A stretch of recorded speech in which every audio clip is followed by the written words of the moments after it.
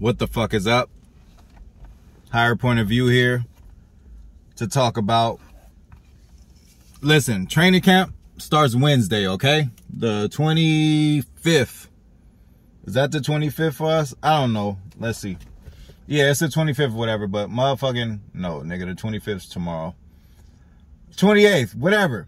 Training camp, NFL training camp starts Monday for most teams, but the Packers are going to start on Wednesday, okay? And before we talk about training camp and stuff like that, that's happening every day, we're going to talk about some things that have already happened. So today, we're going to talk about a very underrated acquisition I think that we got this year, which is our new defensive coordinator. Yes, the Packers did get a new defensive coordinator, Joe Barry. Let me get this a shout out. Motherfucking French OG. French Onion OG, by the way, man. The spot, yo, I don't know. I've been buying too many apes, y'all. I've been trying to figure out, like, what's the better deal for me, if I should just go ahead and just buy ounces at a time. But I like the weekly visits to just try all the new shit. So I go in there, you know, I'll get A for the indica, A for the sativa, A for the hybrid. You know, I do my shit like that every week just because I do enjoy the actual visit to the spot. But they got these. These is like dub sacks, they call them. Hey, 2 grams in there, but, you know, it's only $20, like a literal $20. Like, that shit costs $19.99. Not that price is a problem, because I don't mind dropping whatever I need to on a dro, because it's essential, but, you just buy them, like, even on top of the apes. When I found out they had these, like, I get my whole ape deal like I normally do and still get these on the side. I done found these on accident, because I done lost them just forgetting that I bought them. Buying so many of them, and it's real sleek and small, so this shit could just fall in the side of your car. That's where my shit was. I dug down like, what the fuck? Not even open yet. And I done bought like 2 or 3 more times. Anyway, Joe Barry. So first thing with Joe Barry, first thing I'm gonna say is he's coming from the Rams. Obviously we know that. Well, we don't know that. If you don't know that, you know that now. He's coming from the Rams, where they had the #1 defense last year.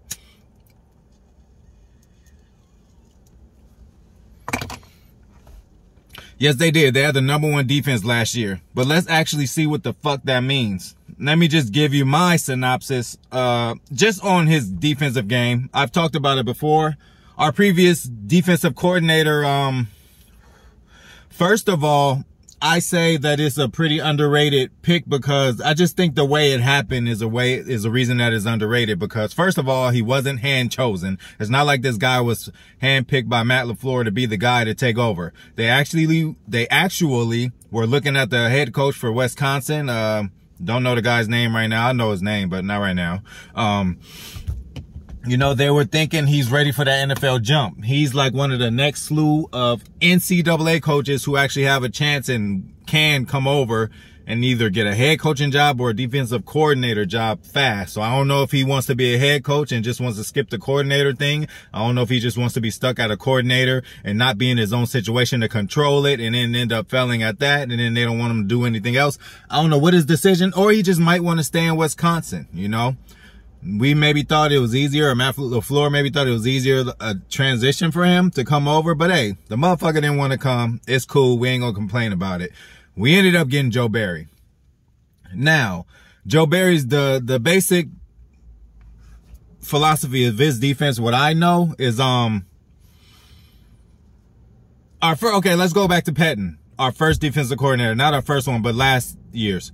He was a bend but don't break guy. Like, okay, we'll give you all these first downs or whatever, but at the end, you're going to end up getting a field goal, hopefully, or a turnover. And they give up big plays sometimes. So it was a bend but don't break. Kind of frustrating to watch, because it's like, man, they're getting so many first downs, but then they end up kicking a field goal. But, it's not fun just watching first down after first down after first down. Joe Barry's a little different. He's more of, look, we're going to keep everything in front of us.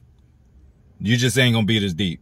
So, I don't know. To me, as an offensive play caller, I'll have a more difficult time doing that. Because if it's a bend but don't break, you could nickel and dime them the whole way and just have one big explosive plays, which they give up. But if your defense is settled on, look, we're going to keep this right here, you just ain't going to beat us deep, I think that's better. It would have worked in the NFC Championship.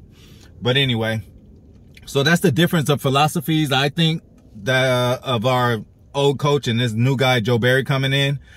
And let's also consider we have to, the Rams are better, or were a better defense than the Packers last year. I just think more talented at the linebacker position. Secondary, I would say evenly as talented, but you know, they're gonna, you know, I guess Jalen Ramsey will be a tad bit better than Jair. And I just mean a tad bit, just because I think he might have a year on him in experience, and he's just a bigger guy. And, you know, he's a goon. I ain't gonna hate on him. Tad bit, you know, they neck and neck though, you know, but he got, you know, he's a little bigger, a little more physical than Jair, but I'll roll with Jair. But, they had Aaron Donald. Aaron Donald is like a LeBron James or a fucking Giannis. Like, they don't walk, you don't see them, too many of them walking around. So he has benefited from that. Oh, you motherfucker.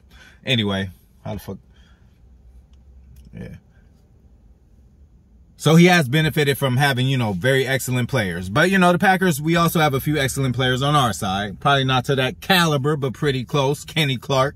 You know, he's no Aaron Donald, but you could use him different ways. You know, he's very versatile, and he just needs a little help. Aaron Donald has a lot more help than Kenny Clark does. You know, they got, you know, just a better overall defense. So that is one reason of it. But then, you know, let's just look. They got Jalen Ramsey and Aaron Donald. Well, we got a Kenny Clark and Jair Alexander. You know, we got a, you know, their linebacking crew is just better than ours. You know, ours is young and still learning. But we got a Zadarius Smith on the outside. You know, we got a Preston, which Preston, I think, it'll be a not comeback year for him. You know, he just had last year, I don't know what happened to him. He had a few big plays, touchdowns even, but he just didn't have that consistent pressure like he did that first year. He came in a little heavy. I don't know if that was by design, but sometimes that shit don't work for you. You know, you think you're going to do something like, you know, Bakhtiari, after getting punked in the NFC Championship against San Francisco, he was like, shit, I'm going to just gain some weight, you know, because, you know, I think it's because he didn't like being thrown around. Like, there was a few plays where Bosa just threw him. I'm like, oh, no, did I just see that? But anyway, it happens. Back to Joe Barry. So, you know, they had the #1 defense last year. Everybody says that. Where the fuck is my key? It's getting hot as hell in this bitch. Oh, well. We're going to thug it out. So, we on vitamin water, by the way. We ain't getting that turned up. The weed is good enough. What am I looking for? My Palm Pilot. So, yeah. What the fuck is a #1 defense? So, this is what it is. This is what they did. And I had to look it over a few times because it's pretty amazing. So, this is the Rams defense from last year.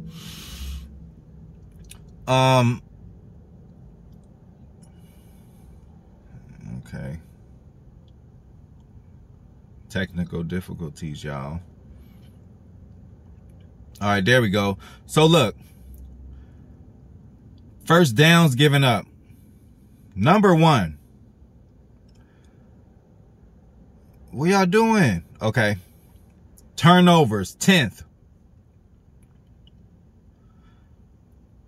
First downs, first. Meaning, you know, the least amount of first downs done on them. You know, defensive stats go backwards. So then they were #1 in yards. #1 in touchdowns given up. Not given up, not given. You know what the fuck I'm saying.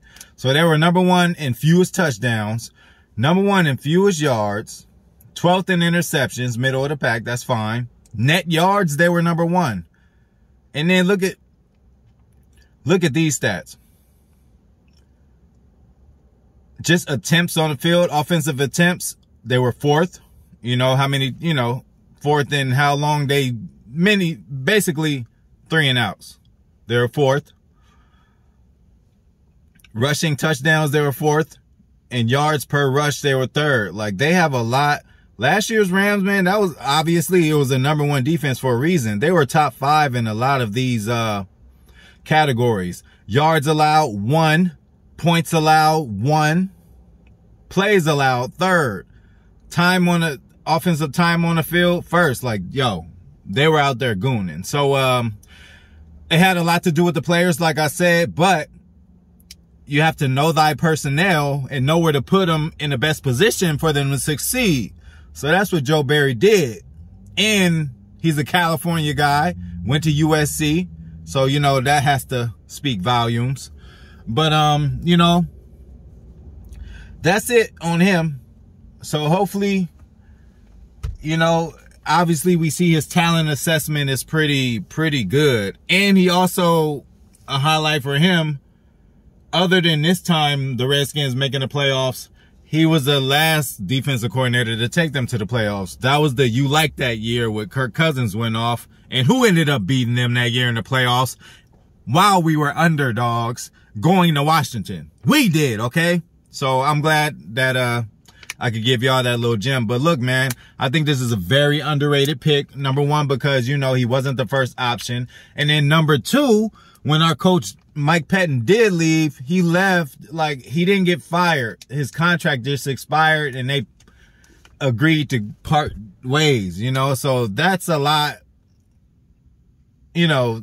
Now, if he got fired, I think it would have been a little more aggressive in the media, you know, like, oh, who's the Packers' next defensive coordinator going to be because he got fired? But he didn't get fired. They just parted ways, so it wasn't that newsworthy. You know, the news like messy shit. They like firing people. They like to report all that kind of shit. Parting ways, they just put that shit at the bottom, little scroll, like, oh, they parted ways. It wasn't no big story, but it wasn't no head-breaking news, you know. So, yeah, I think it's just going to work. And then kudos to the motherfucking best coach in the league right now. I'm going to give him a name, Matt Lombardi, okay? You know, he can keep his first name and he could keep the La. But I'm going to change the floor to Lombardi because he's doing better than Vince did when he first started. And Vince is said to be the best ever, which he is. But now he might be the second best ever. So kudos to just Matt Lombardi for having the motherfucking plug, dude. He used to, and then this is another thing you guys got to understand about Joe Barry.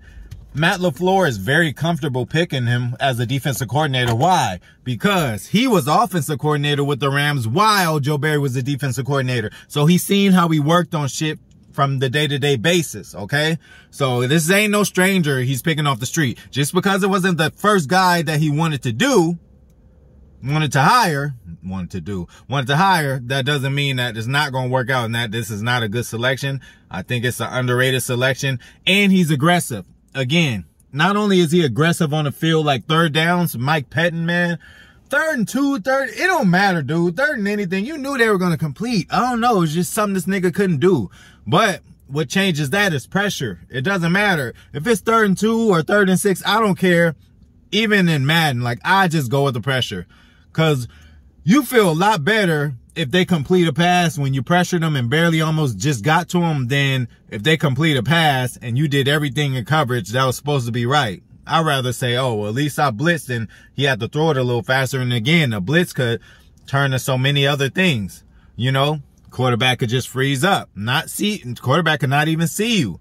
You get a sack. Quarterback might see you, thought he had a little more time and didn't get a sack. Quarterback might not see you. You sneak up on him, strip the ball. Quarterback might see you, speed it up, throw the ball, throw an interception. You know, it's a lot of shit that can happen from a pressure play. So I am totally for rushing and blitzing on 3rd downs, just like some other aggressive coaches in the past were. It's funny how Mike Pettin came from Rex Ryan's coaching tree. Rex Ryan on 3rd down and whatever, you know, he's sending the pressure. Because I just think that's the best way to get it. If you got a quarterback that's cool under pressure, he's going to handle it. But sometimes a lineman might miss a blocking assignment, and I just go with the pressure on 3rd down. So he's more aggressive than Pettin was on 3rd and 2s, 3rd and all that. I guarantee you you're going to see a blitz. You're going to see Z. You're going to see people coming in. You're going to see him coming in and pressuring people. So, I like this selection of Joe Barry. I grew to like it. You know, I had to do my little research on him, but now I see why he is a coach. And you cannot, like, you know, the year that the Rams had last year, he had a little bit to do with that. So, you know, that defense was motherfucking awesome. They were a good defense last year. They even gave us trouble in the playoffs, and it wasn't even a healthy Aaron Donald, you know. So, yeah. But this is motherfucking it. Higher point of view. Take one more hit for y'all before we get out of this bitch. But yeah, training camp is motherfucking here. I hope y'all excited. Follow me through this whole way because We're gonna have surprises and shit. You think I ain't gonna surprise? Believe me, I'm gonna surprise y'all motherfuckers. Y'all think I don't think I got nothing up my sleeve, but it's going down. Just fuck with me though. Until next time. See, we cut it off this way.